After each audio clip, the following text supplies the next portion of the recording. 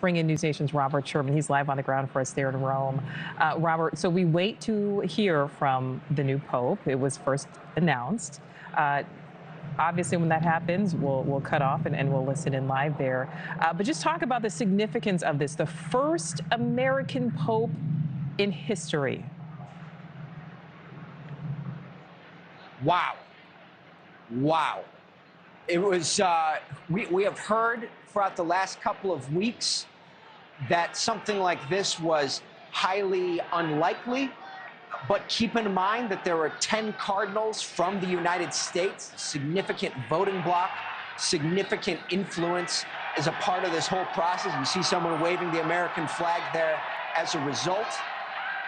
This was something, not necessarily one of the major front runners whose names that we had heard going into this, but a name that we had heard as possibly on the periphery and someone who could potentially be a so-called dark horse candidate to assume the papacy.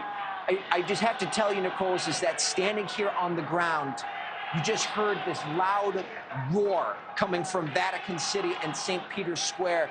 Imagine that you're 5 to 10 blocks away from Soldier Field, and you hear the crowd roaring after a momentous play in the football game. That's what it sounded like, sustained for several minutes here, just articulating the energy that is on the ground. And I am not exaggerating when I'm telling you that I'm watching people running towards the tunnel, which leads under one of the main thoroughfares here towards Vatican City, in order to possibly join that sea of people who you see right there and catch a glimpse of this historic moment.